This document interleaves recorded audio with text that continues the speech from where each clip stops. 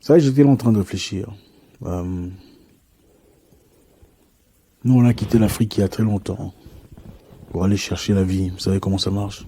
Quand vous quittez la famille, vous quittez les amis, vous quittez tout ce que vous aviez en quête d'une vie meilleure. Hein? Nous pensions tous que la vie meilleure était ailleurs. Voilà, c'est ce qu'on nous avait appris. On savait, plus petit, on voyait les grands qui venaient d'ailleurs, qui venaient de l'Europe, de la France, la Belgique, les États-Unis, qui venaient dans le quartier, c'était la pagaille. Tout le monde aspirait à être comme ces personnes.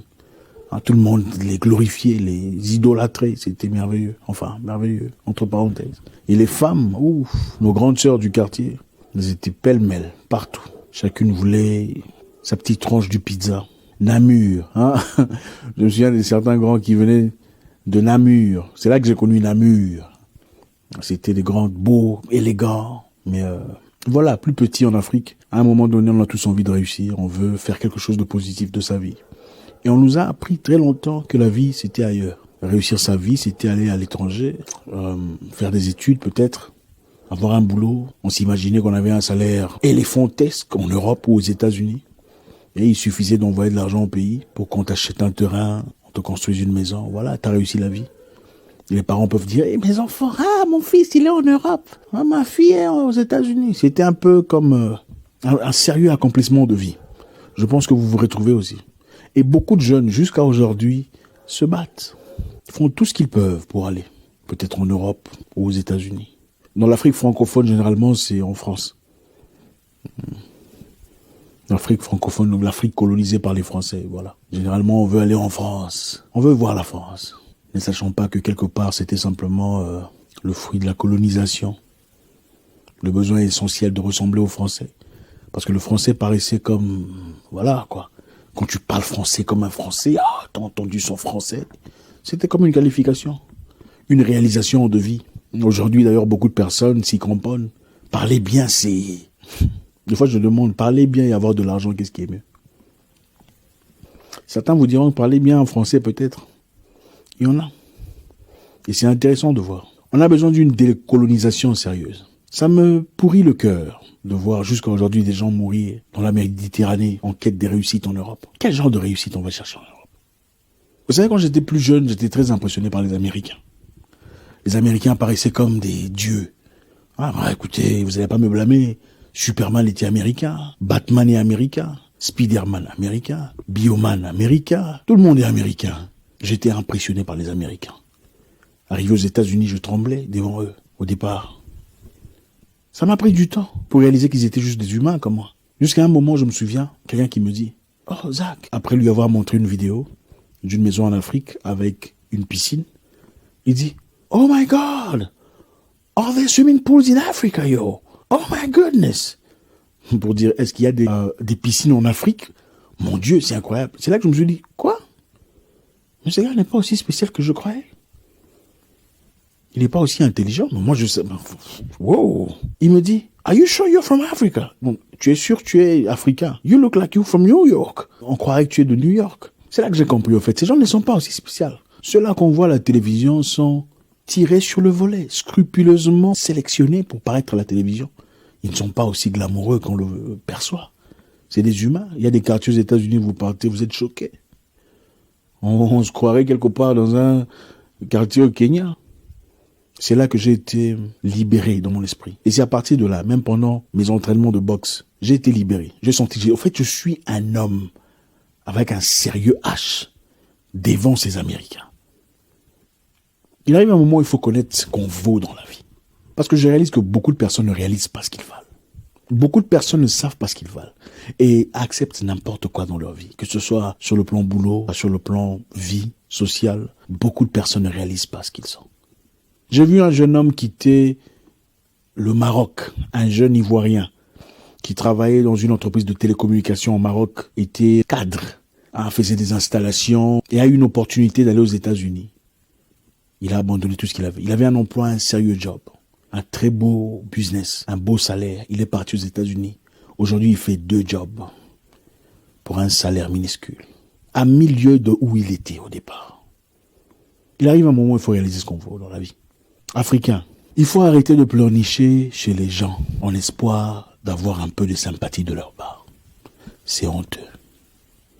C'est bien, on a tous lutté, on est tous énervés par rapport à tout ce qui se passe aux États-Unis, la façon dont les Noirs sont traités, l'injustice. Mais ce n'est pas nouveau. Mon problème, c'est quoi? Il faut arrêter de pleurnicher, de supplier les mêmes personnes. Les mêmes personnes qui vous tuent, qui vous massacrent. J'ai du mal à comprendre combien tu peux aller chez quelqu'un et dire pourquoi tu me traites mal. Pourquoi tu me maltraites? Pourquoi ma bouffe n'est pas aussi bien que la bouffe que tu donnes à tes enfants? Pourquoi ma chambre n'est pas aussi grande? C'est exactement ce que nous faisons. Arrêtez de pleurnicher et de crier justice auprès des mêmes gens qui, depuis des siècles, ont brûlé, ont violé, ont pendu vos aïeux. Ça ne marche pas. Le racisme ne finira jamais. Ce n'est pas après avoir marché 2 ou 3 fois. Il est important que vous le sachiez. Ça m'étonne de voir des gens qui pensent être français. Après avoir eu un papier, voilà. Je suis français avec ma peau noire. Vous ne serez jamais français. Je suis désolé. Oui, vous avez un papier qui vous permet qui vous permet de voyager. Vous avez un papier, un passeport qui vous permet de partir dans plusieurs pays sans visa. Oui, ça c'est l'avantage que vous avez. Mais jamais vous ne serez français. Jamais à la hauteur d'un Français. Ils feront toujours semblant de ne pas comprendre vos douleurs, vos difficultés. Ils feront toujours semblant de ne pas comprendre le racisme. Écoutez, 99% des Blancs ne savent pas c'est quoi le racisme. Ils ne savent pas. Vous allez crier, demander justice. Par rapport à quoi? Ils ne comprennent pas. 99% des Blancs ne comprennent pas ce qu'est le racisme. Parce qu'ils ne l'ont jamais subi. Comment peuvent-ils comprendre votre douleur, votre peine? Comment peuvent-ils comprendre? Quand ils vous disent, mais si le policier vous demande de vous arrêter, arrêtez-vous. Si le policier vous demande de sauter, sautez. Comment peuvent-ils comprendre s'ils n'ont jamais subi les mêmes circonstances, les mêmes pressions, les mêmes demandes, les mêmes injustices? C'est impossible. Et vous restez là à pleurnicher, à supplier, à crier en justice auprès des mêmes personnes qui, depuis des siècles, ont pillé, ont volé, ont pendu, ont jeté les gens dans l'océan pour qu'ils soient mangés par des requins. On séparé des familles, on coupé les mains de vos aïeux. Il faut qu'on vous dise la vérité en face. Tu es là cramponné en France. Aucun projet de vie de retour. Tu penses que tu es chez toi. C'est bien, papa et maman t'ont envoyé. On a vendu la ferme ou le terrain pour te faire venir, pour t'envoyer quelque part ailleurs, pour acquérir la connaissance. Ce n'était pas pour que tu partes rester là pour de bon. Si tu veux rester pour de bon, génial. Dans ce cas, arrête de pleurnicher. Il faut subir. Il faut accepter. Il faut assumer les circonstances que tu vis parce que c'est ce que tu veux. Ce n'est pas chez toi. Tu ne veux pas aller chez les gens et dire comment ils vont te traiter. Tu vis là-bas, c'est bien. Mais si tu n'as absolument aucun projet de retour, c'est bien de vivre où tu es. Tu peux prendre le métro, tu peux prendre le bus, tu peux aller ici et là-bas sans difficulté, aller chez McDonald's, manger KFC, mais ce n'est pas chez vous. Ce n'est pas chez vous, je suis désolé. Peu importe le nombre d'années que tu as fait, même si tu es né là-bas, tu n'es pas chez vous. Aucun projet de retour, aucun investissement, aucun projet de réhabilitation, ou même construire, aucun projet du tout. Seulement manger des chocolats, manger des camemberts, manger des croque-messieurs et vous pensez qu'on a réussi la vie. Quelqu'un doit parler à cette génération. Vous ne serez jamais intégré à 100%. C'est impossible. Écoutez, il y a 3 types d'occidentaux. Il y a les racistes, il y a les hypocrites, ceux qui font semblant de ne pas être racistes, mais en réalité entre eux sont des... Et puis il y a ceux qui ne sont pas racistes. Très peu ne sont pas racistes. Je répète, il y a ceux qui sont ouvertement racistes. Ils ne vous aiment pas. Ils sont les loups. Ils sont clairs. C'est comme les Marine Le Pen. Vous savez qu'ils ne vous aiment pas. Ils sont les moins dangereux d'ailleurs. Parce que leur agenda est clair. Leurs objectifs sont clairs. Ils ne veulent pas de vous là-bas. Il y a les hypocrites, ceux qui font semblant de vous aimer. Mais en réalité, quand vous êtes en danger, n'interviennent jamais. Quand vous êtes en difficulté, ne disent jamais. Ne protestent jamais à vos côtés. Ne se manifestent jamais concrètement pour vos causes. Et puis il y a ceux qui sont bien, mais ils sont très peu. Il faut commencer à réfléchir comme des adultes. Même quand on réussit la vie quelque part ailleurs, on pense aussi à chez soi. Même une cabane, même un petit truc, même un petit coin tard, il n'y a rien, vraiment. Tout l'argent tu dépenses chez Gucci. Gucci, c'est ton oncle. Tu penses qu'avoir un sac Vuitton, c'est ça la vie. Pendant que ta mère dort dans un... Pendant que chez toi, tu n'as absolument rien. Aucun projet d'avenir. Mais on se plaint. On est toujours là pour se plaindre, pleurnicher. Hein? Black Lives Matter. C'est quoi Black Lives Matter? Ma vie a de l'importance. Quelle importance? Chez autrui? Non. Retrouvez la connexion perdue avec votre propre identité. Oui, beaucoup ont perdu connexion. Beaucoup pensent qu'ils sont belges, allemands ou français parce qu'ils parlent couramment la langue des gens. Ce n'est pas votre langue. Nous sommes toujours là à corriger les fautes d'orthographe des autres. Mais la langue maternelle de ton père, tu connais. C'est ça ton identité. Tu as de la valeur. Tu ne peux pas aller chez les gens leur dire que tu as de la valeur. Ça n'a aucun sens. Tu ne peux pas aller chez les gens dire respecte-moi. Non, ils doivent voir. Le lion ne demande pas le respect des chèvres. Sa présence impose le respect parce que c'est son territoire. Il se connaît. Il faut changer la mentalité. Il faut créer l'amour, la sympathie, la communion entre vos frères. C'est eux vos frères. C'est vrai que tout le monde n'est pas raciste, mais très peu aiment les Noirs. Vous le savez.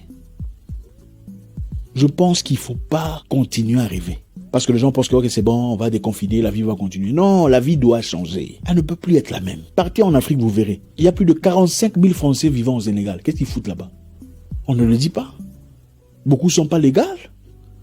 Il y a plus de 200 000 Français aux États-Unis. Ils sont beaucoup là-bas. Ils ne sont pas tous légaux.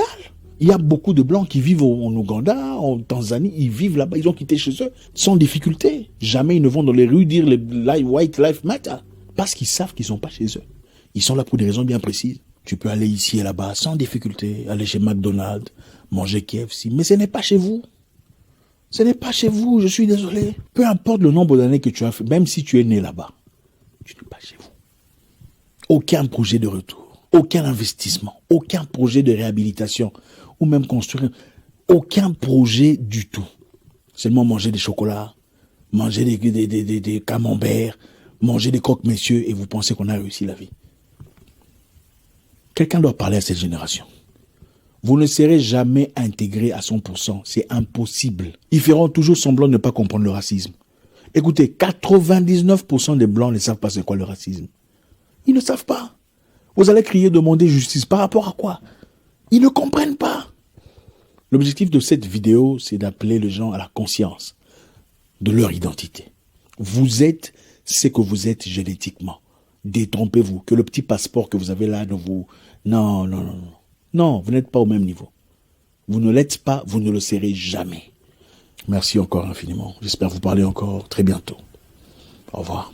On nous demande des partis pour faire place aux Ukrainiens. C'est une sorte de discrimination. On peut même dire que c'est du racisme. Ils considèrent nous ne sommes pas des personnes. Nous sommes des animaux. Si on quitte l'hôtel et si on va aller où?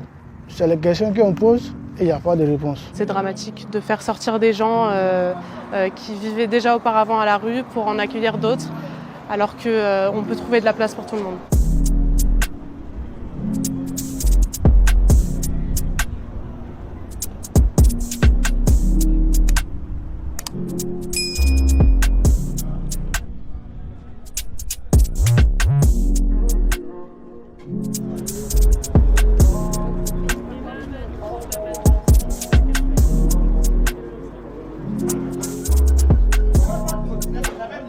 Ces jeunes-là ont été convoqués par les travailleurs sociaux de l'hôtel et on leur a remis un papier de fin de prise en charge.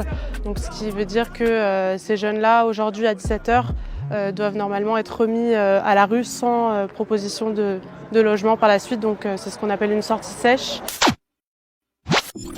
Les amis, la guerre en Ukraine continue toujours de faire des ravages et surtout continue de nous montrer le vrai visage des Européens. Il y a une information qui m'était parvenue il y a quelques jours qui montre encore une fois que les États n'ont absolument pas d'amis, mais ils n'ont que des intérêts. Et je pense qu'il est important que vous sachiez également cette information pour que vous puissiez prendre les bonnes décisions pour vos vies. Surtout si vous vivez en Europe, si vous vivez en France, en Allemagne, en Italie, en Grande-Bretagne, en Suisse ou tous ces autres pays européens, cette information vous concerne directement. J'ai déjà fait une précédente vidéo dans laquelle je parlais dans cette même crise de faire attention avec votre argent parce que vous ne savez pas ce qui va se passer. Et j'espère que vous avez pris le temps de mettre votre argent à l'abri pour pouvoir demain, s'il y a des problèmes, pourra y accéder facilement. Comme toute guerre, on sait pertinemment qu'il y aura des réfugiés et qu'il y a des réfugiés. Et la guerre en Ukraine n'en fait pas exception. Il y a eu plusieurs milliers de réfugiés. Et bien sûr, les autres pays européens, par solidarité, ont décidé d'accueillir ces réfugiés chez eux. Super, hein? C'est une bonne nouvelle. Je compatis totalement à la douleur des Ukrainiens et tout. Et c'est bien que les autres États européens décident de les aider. Maintenant, qu'est-ce qu'on remarque? Quand les Ukrainiens, les réfugiés, ils partent dans les autres pays en Europe, spécialement la France, on va prendre le cas de la France, qui a reçu un peu plus de 15 000 réfugiés ukrainiens. Vous vous rendez compte qu'on déroule le tapis rouge pour les réfugiés ukrainiens. Par exemple, quand les réfugiés ukrainiens viennent, on chasse, on déloge quelques Africains des auberges pour pouvoir installer les Ukrainiens à leur place. Vous allez vous rendre compte qu'il y a un pass spécial pour les Ukrainiens. Ils peuvent travailler immédiatement et ils peuvent aussi inscrire leurs enfants dans les crèches. Pour le travail, je vous rappelle que pour tous les autres demandeurs d'asile des autres pays, ils doivent faire minimum 6 mois avant d'avoir un permis pour pouvoir travailler. Les Ukrainiens, c'est direct. Pour les crèches, nous connaissons tous les listes d'attente qui sont tellement longues pour pouvoir avoir une place en crèche pour nos enfants ou pour vos enfants. Eh bien, les Ukrainiens, c'est tout de suite. Et plein d'autres choses avec une prime pour pouvoir vivre et tout. Ce sont de bonnes nouvelles pour les Ukrainiens. Maintenant, il faut comprendre qu'il y a un traitement à double vitesse des réfugiés. Les réfugiés africains, les réfugiés des autres pays asiatiques sont traités différemment, contrairement aux réfugiés ukrainiens à qui, clairement, on déroule le tapis rouge. Donc, vous qui pensez que vos droits seront respectés, que vous allez être mis sur un piédestal en France, que vous allez compter forcément, eh bien, dites-vous que ce n'est pas le cas. Et juste cette gestion de ces réfugiés montre clairement l'idée et ce que les Européens ont en tête. D'abord les Européens avant tout. Donc il faut comprendre que vous n'aurez pas le privilège, vous n'aurez pas la priorité. Si jamais il y a des soucis qui se passent, si cette guerre s'aggrave, s'il y a quelque chose qui se passe, c'est d'abord les Européens avant tous les autres. Ok? Les États n'ont pas d'amis. Ils n'ont que des intérêts. Et s'ils le font, c'est parce qu'ils ont des intérêts en Ukraine forcément. Et c'est l'image de l'Europe qui est mise à mal avec cette guerre. Donc je vous le dis parce que je sais qu'il y a plein de personnes africaines qui sont en Europe et qui pensent que l'Europe va prendre soin d'eux, que l'Europe va faire ci, l'Europe va faire ça. Oui, peut-être que dans un certain sens, l'Europe va prendre soin de quelques-uns de vos droits. Maintenant, dites-vous toujours ça. S'il y a un noir, le blanc sera toujours privilégié par un autre blanc. Un Européen sera toujours privilégié par un autre Européen. Un Libanais sera toujours privilégié par un autre Libanais. Un Asiatique même sera toujours privilégié par un autre Asiatique. Il n'y a que les Africains qui parfois privilégient les autres par rapport à leurs frères. Et ça, il faut que ça change aujourd'hui. Ça, il faut que ce soit différent aujourd'hui. Et c'est pour ça que je fais cette vidéo. Que vous ayez déjà ça en tête, que vous sachiez ce qui se passe, que vous fassiez attention, mais que nous apprenions également à d'abord privilégier nos frères, à d'abord privilégier ceux qui nous ressemblent, à d'abord privilégier ceux qui sont comme nous. La question à se poser, c'est quoi? Qui va payer les impôts pour pouvoir accueillir les Ukrainiens? Où allons-nous trouver l'argent? Où l'Europe va trouver l'argent? Où la France va trouver l'argent pour prendre soin des Ukrainiens, pour payer les places dans les crèches, pour payer les places dans les auberges? Encore une fois, c'est votre argent qui va jouer. C'est l'argent des impôts que vous payez qui va jouer ici. C'est pour ça que je ne vais pas arrêter de dire, revenez en Afrique. Parce qu'au moins en Afrique, vous êtes chez vous. Parce qu'au moins en Afrique, vous êtes chez vous. Je ne sais pas comment le dire. Vous n'aurez pas besoin de subir la discrimination, même s'il y a la xénophobie, même s'il y a le tribalisme. Je sais que ce sont des choses qui existent, mais au moins, vous êtes chez vous et vous pouvez le dire fièrement. Voilà ce que je voulais porter à votre attention. Faites attention juste et sachez le monde dans lequel nous allons et prenez vos dispositions pour ne pas subir les écarts de toutes les prochaines guerres ou les prochaines crises qui vont arriver et vous mettre à l'abri, mettre votre famille à l'abri. Voilà ce qui se passe dans les coulisses. Rappelez-vous toujours, les États n'ont pas d'amis, ils n'ont que des intérêts. S'ils ne voient plus d'intérêt à vous avoir sur leur sol, ils vont vous mettre dehors. Donc, pensez déjà à votre exit, pensez déjà à votre sortie. Moi, quand je venais à peine d'arriver en France, j'ai pensé déjà à ma sortie de la France. Quand je suis allé à Dubaï, j'ai pensé aussi à ma sortie de Dubaï. Et c'est en ça que j'aime beaucoup Dubaï. Parce que, clairement, on vous fait comprendre que vous êtes étranger. Ils sont pas là pour plaire. Ils font comprendre que vous êtes étranger, que vous êtes de passage. Donc, quand vous allez là-bas, vous gagnez de l'argent et puis vous vous avancez. Vous n'êtes pas là pour vouloir vous installer, avoir le passeport et tout, comme on vous fait miroiter en Europe. Ok? Et il faut que, en tant qu'Africains, on arrête de vouloir forcément nous faire aimer, nous faire accepter par les Européens quand nous vivons en France. Ce dont nous avons besoin, c'est le respect. Et le respect se gagne par la poche. par l'argent. Donc, vous voulez vous faire respecter en Europe, allez-y, gagnez le maximum d'argent. C'est ça votre objectif pendant que vous y êtes. Parce que ne pensez pas que les gens vont vous aimer, ils vont vous prioriser, ou bien qu'ils vont vous mettre devant les autres Européens, ça ne va pas arriver. Mais au moins, vous savez quoi, vous êtes quelque part où vous pouvez gagner de l'argent, gagner le maximum d'argent, et puis vous préparez votre exit, votre retour au pays. C'est la seule solution pour nous faire respecter, et surtout la seule solution pour avoir ce que nous voulons. Parce que clairement, vous ne serez jamais priorisé devant des Européens, devant des Français de souche. C'est clair, c'est net, c'est ce que je n'arrête pas de dire. Il y a des personnes africaines qui sont dans des combats inutiles. Toi, tu t'appelles Maïmouna, tu es noire comme moi et tu es en train de militer. Oui, je suis française, comme tous les autres Français de souche. Ma chère, on ne te considère pas comme française. Oui, tu as le passeport, mais c'est pas ça qui fait de toi une Française, ok? C'est pas ça qui fait de toi quelqu'un qui est comme eux. C'est pas le cas. Donc, prends ton passeport, gagne ton argent, tais-toi et puis avance au lieu de faire des combats qui ne sont pas les tiens. Le combat de tout Africain, ce serait de venir développer le continent et pas faire ce genre de choses-là. C'est mon message aujourd'hui. On peut être d'accord ou pas, mais au moins je donne le fond de ma pensée. Et je vous dis de faire attention parce que les Européens là, c'est pas vous qui vont prioriser. À plus.